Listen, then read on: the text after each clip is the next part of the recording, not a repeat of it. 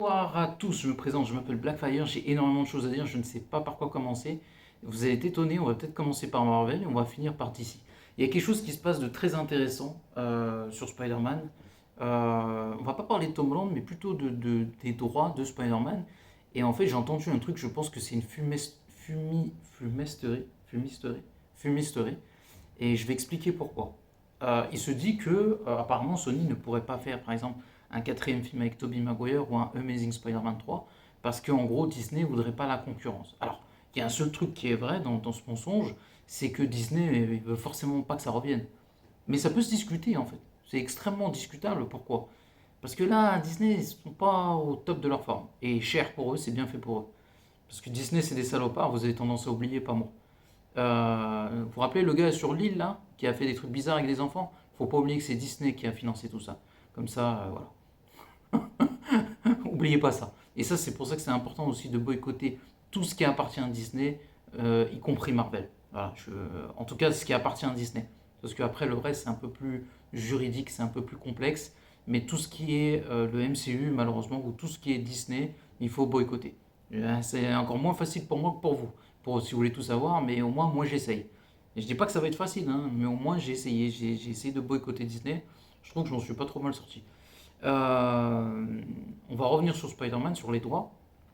Et comme je disais, Disney, forcément, ça les arrange pas, et d'un côté, ça les arrange. Pourquoi?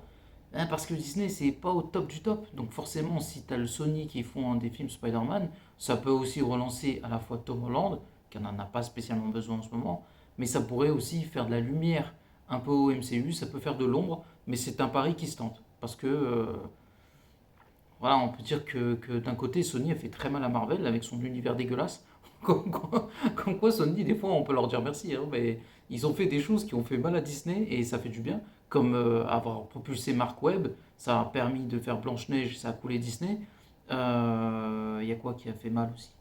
Et d'un autre côté, l'univers Venom, Kraven, tout ça, même si c'est raté, ça a fait mal à Disney aussi. Donc ça fait plaisir, parce que ça fait mal à Marvel, ça a abîmé Marvel, c'est incontestable. Même les films de super-héros, pour ça c'est un peu moins cool, mais ça fait mal au Disney, et tout ce qui fait mal à Disney, comme je vous ai dit, ça fait très plaisir. Donc ça c'est déjà 2 points. Ensuite là on va parler de contrat. Je sais c'est pas hyper intéressant, mais vu que ça concerne Spider-Man, je vais essayer d'être le plus efficace possible. Il faut savoir qu'après les deux Amazing Spider-Man, ils s'étaient foutus Sony, ils étaient en galère. Pourquoi? Parce qu'ils ont vu que ça ne marchait pas et ils ont viré Andrew Garfield. Donc il fallait repartir.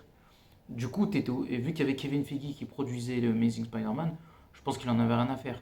Mais il a gardé un œil sur le truc, c'était histoire de se dire, ouais, j'ai un pied là, j'ai un pied dans le MCU, et comme ça, si je peux récupérer Spider-Man, voilà, il est malin le filou, et c'était plutôt une bonne idée. Parce que c'est lui qui avait produit aussi la trilogie de Sam Raimi, à un niveau beaucoup moindre que par exemple les Amazing Spider-Man, parce qu'il avait quand même un certain statut quand même, le gars avait fait... quel film? J'ai oublié le nom, ça ne me revient pas. Il avait fait Iron Man, voilà. On était déjà à peu près Avengers. Donc quand Amazing Spider-Man est sorti, donc il avait quand même un certain level, le gars, de base. Donc le gars, lui, il est là, il regarde les choses, peut-être que il est là au moins en tant qu'observateur, peut-être essayer de faire en sorte que le film fonctionne. Et bah, du coup, il a vu que ça n'a pas fonctionné. Il a été malin, il a négocié, il a dit écoutez, vous êtes foutus et nous on a besoin de Spider-Man. Je pense que l'un dans l'autre, on peut s'entendre. Je pense que Kevin Feige, il voulait 0% Andrew Garfield. Donc il a fait croire à Sony, ouais, mais t'as vu, je pourrais peut-être faire venir Spider-Man, nanana. Et en fait, entre-temps, ils ont casté Tom Holland et il a dit, ah, Andrew Garfield, eh ben, ciao, on veut plus te voir. Et ça, c'était bien joué de la part de Kevin Feige. Je le remercie tous les jours pour ça. Euh, on a Tom Holland. Qu'est-ce qui se passe après? Euh, du coup, le contrat, en fait, il explique que Sony va diffuser des films et ils vont récupérer l'oseille. D'accord? C'est eux qui mettent le budget sur le film, c'est eux qui récupèrent à peu près 60 à 70% de l'oseille. Disney en touche 20 et en même temps, Disney a une sorte de contrôle créatif sur Spider-Man. En même temps, Sony demande un ou deux personnages du MCU. C'est globalement ça. D'accord? Et là, vous me dites, mais pourquoi Sony ne peut pas faire Spider-Man 4 ou Amazing Spider-Man 3? On va y venir, vous allez comprendre qu'en fait, c'est n'importe quoi en fait. Ce qui se dit, il ne faut pas écouter toujours ce que l'on dit, il faut vérifier les choses. Sony, à un moment, ils font leur univers pété avec Venom 1, 2, 3, Kraven, Morbius et MFS. Qu'est-ce qu'il y a dans ce truc? Il n'y a pas Spider-Man. Et là, tu te dis, bah ouais, bon, peut-être qu'il y avait un contrat avec Disney, du coup, c'est pas possible. Et Sony, en fait, après avoir échoué, ils se sont dit, bah en fait, si on pouvait le faire, mais c'est juste que ça aurait posé des problèmes soit à Tom Holland, ça aurait abîmé ce Spider-Man, ou ça aurait été compliqué. Donc du coup, Sony a les droits de Spider-Man. Au moment où ils ont le droit de Spider-Man, ils peuvent même faire un film de 2 heures avec Spider-Man qui fait du ski s'ils ont envie. Parce qu'ils ont le droit de le faire. Au moment où tu as les droits de Spider-Man, tu fais ce que tu veux. Alors certes, Marvel, et je pense que même par rapport à ce que fait Sony, Marvel n'a pas son droit de regard. Il y a une collaboration logique, mais par exemple, je dis n'importe quoi. Comme je dis, si Sony demain il va dire Spider-Man 5 aux Alpes, et tu vois Spider-Man ski avec le bouffon vert, ils en ont rien à faire. Ça les intéresse pas. Enfin, Marvel n'arrive, ils vont dire quoi Marvel? Ouais, non, tu veux des bottes pour l'eau, tu veux des skis? Ils peuvent rien dire parce que c'est Sony qui décide. D'accord? Même s'ils veulent utiliser Tom Holland demain, ils peuvent, s'ils veulent arrêter le contrat et garder Tom Holland, ils peuvent, parce que les droits appartiennent exclusivement à Sony et ils font ce qu'on appelle de la location à Marvel. Alors ils s'entendent bien parce qu'ils font la saga ensemble et chacun gagne de l'oseille. Sony est content parce que en vrai, ils ont quand même un mot à dire sur la créativité du personnage. Mais voilà, ils sont là pour prendre l'oseille, ils sont pas là pour être des enfants de cœur, Sony. Mais on sent qu'ils font un effort. Voilà. En plus, Sony, moi je vous le dis tout de suite, hein, Sony va toujours mieux chez enfin, Spider-Man est mieux chez Sony que chez Marvel. Je vous le dis tout de suite. Parce que, en fait, les gens, en fait, ils comprennent pas trop ces trucs de droit.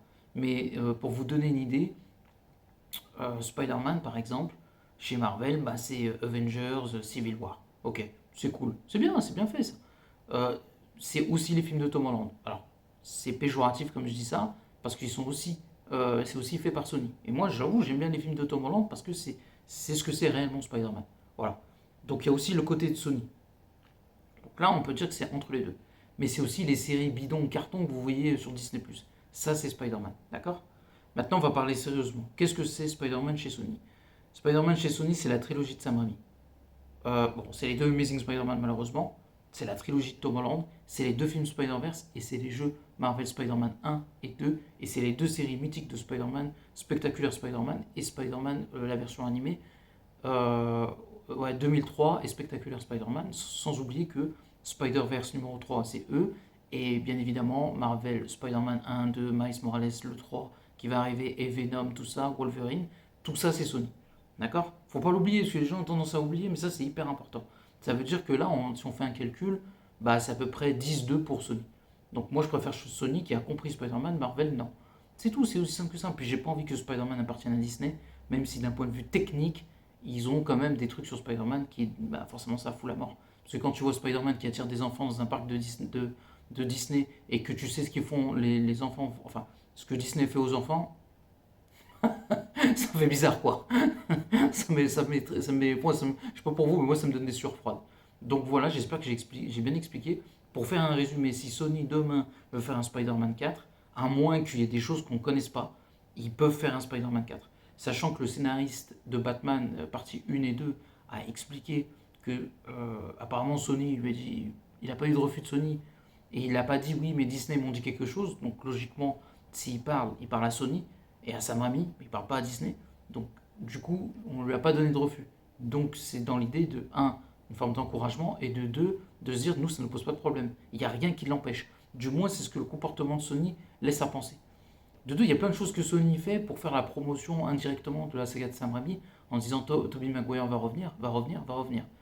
Quel est l'intérêt de faire de la promotion de Tobey Maguire pour son retour avec les posters que vous avez vus là il n'y a pas longtemps et plein d'autres choses, des vidéos, tout ça, pour le revoir dans Avengers Doomsday? Je vois pas l'intérêt de Sony dans cette histoire. Or, or, si il y a un Spider-Man 4 qui se prépare, que Sony est